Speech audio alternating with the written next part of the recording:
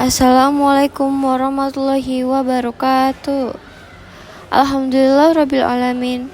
Segala puji bagi Allah Subhanahu wa taala yang telah melimpahkan kepada kita nikmat iman, nikmat Islam, serta nikmat kesehatan, sehingga kita dapat berkumpul di majelis yang mulia ini.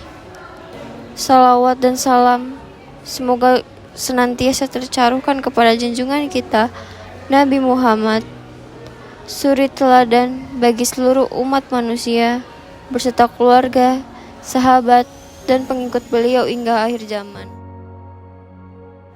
Jamaah yang dirahmati Allah, pada kesempatan yang penuh berkah ini, marilah kita renungkan firman Allah dalam surat Al-Maidah ayat 2, di mana Allah berfirman, وَتَعَاوَنُوا عَلَى الْبِرِّ وَالتَّقْوَى وَلَا تَعَاوَنُوا عَلَى الْإِثْمِ وَالْعُدْوَانِ وَاتَّقُوا اللَّهَ إِنَّ اللَّهَ شَدِيدُ الْعِقَابِ. Dan tolong menolonglah kamu dalam mengerjakan kebajikan dan takwa, dan jangan tolong menolonglah dalam berbuat dosa dan permusuhan. Dan bertakwalah kepada Allah, sesungguhnya Allah amat berat siksanya. Ayat ini merupakan pedoman kehidupan sosial bagi umat Islam. Di dalamnya terkandung dua perintah besar. 1. Perintah untuk bekerja sama dalam kebaikan dan ketakwaan. 2. Larangan untuk bekerja dalam dosa dan permusuhan. Kata bir berarti segala bentuk kebaikan, seperti membantu orang miskin, menyantuni anak yatim, menegakkan keadilan, dan berbuat baik kepada sesama. Sedangkan takwa berarti menjalankan perintah Allah dan menjauhi larangannya. Jadi, ayat ini menuntun kita untuk bekerja sama dalam hal-hal yang mendatangkan ridha Allah dan menjauhkan diri dari murkanya. 1. Ketika ada tetangga yang rumahnya kebakaran, lalu kita bersama-sama menggalang bantuan, itu adalah tawa'un ala birri wat taqwa. 3. Ini daripada kami semua. Satu kampung bagi derma ni tau. Betul tu. Terima kasih kawan-kawan. Sama-sama. Macam ni lah kita berkawan. Bila kawan dalam kesusahan, kita tolong. Berat sama dipikul, ringan sama dicincang. Nice. Saat kita gotong royong membersihkan masjid, membantu teman yang sedang kesusahan, atau ikut kegiatan sosial, semua itu bentuk kerjasama yang diridhoi Allah.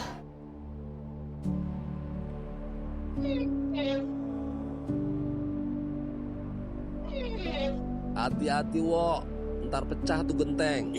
Iya Bang Haji, tenang aja, tenang.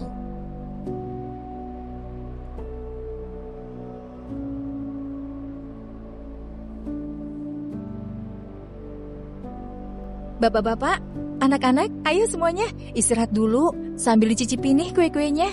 Nah, ini juga ada teh sama kopi nih, diminum ya.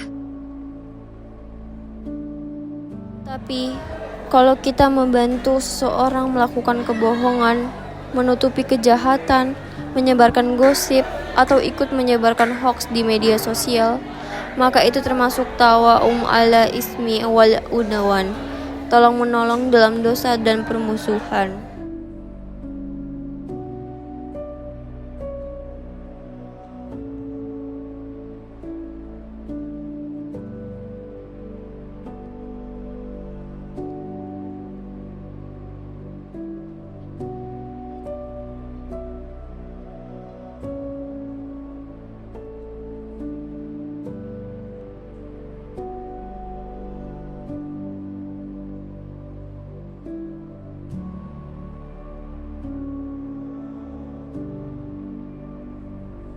Ketika kita saling membantu dalam kebaikan, maka akan tumbuh rasa kasih sayang, peduli, dan persaudaraan sejati.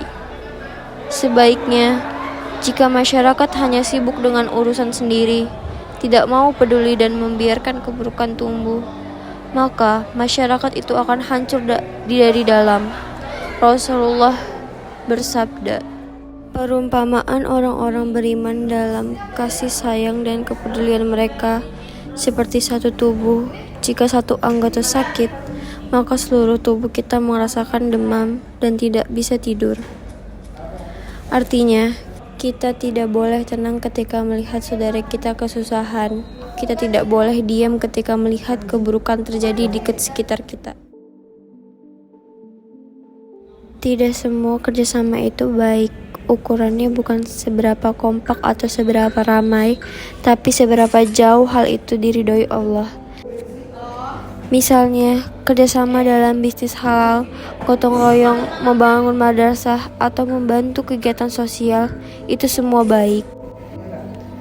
Tapi kalau kerjasama itu dilakukan dalam maksiat, misalnya mendukung acara yang melanggar syariat, korupsi berjamaah, atau ikut menyebarkan fitnah, maka semua itu termasuk kerjasama dalam dosa. Karena itu Allah menegaskan, jangan tolong-menolong dalam dosa dan permusuhan. Jika kita menolong seseorang dalam kebaikan, maka kita mendapat pahala seperti orang yang melakukannya. Rasulullah bersabda, barang siapa menunjukkan kepada kebaikan, maka ia mendapat pahala seperti orang yang melakukannya. Tapi sebaliknya, kalau kita ikut membantu dalam keburukan, walau sedikit, maka kita juga ikut menanggung dosanya. Hati-hati, jangan sampai kita menjadi bagian dari rantai dosa yang terus mengalir tanpa henti. Kalau kita bergaul dengan orang soleh, kita akan terbiasa dengan amal soleh. Tapi kalau kita bergaul dengan orang-orang yang berbuat dosa, lama-lama kita ikut terbiasa dengan dosa. Rasulullah bersabda, seseorang itu mengikuti agama teman dekatnya, maka hendaklah kita memperhatikan dengan siapa kalian berteman. Karena itu, pilihlah lingkungan yang mendorong kita untuk taat, bukan maksiat. Ketika kita menolong orang lain, sesungguhnya Allah sedang menolong kita. Rasulullah bersabda, barang siapa yang menolong saudaranya, maka Allah akan menolongnya. Maka jangan ragu untuk menolong, sekecil apapun bantuan kita. Allah pasti membalasnya dengan berlipat ganda. Ayat ini menjadi peringatan keras bagi kita semua. Jangan terlibat dalam hal-hal seperti itu. Karena sekecil apapun bantuan kita dalam keburukan, di sisi Allah tetap tercatat sebagai dosa. Sebaliknya, mari kita ramaikan kerjasama dalam kebaikan, saling membantu di lingkungan, ikut menyebarkan ilmu, mendukung dakwah, membantu yang lemah, dan menumbuhkan semangat persaudaraan di tengah masyarakat. Semoga Allah menjadikan kita hamba-hamba yang gemar menolong dalam kebaikan, senantiasa bertakwa kepadanya, dan dijauhkan dari segala bentuk dosa serta permusuhan. Amin. Ya Rabbal Alamin.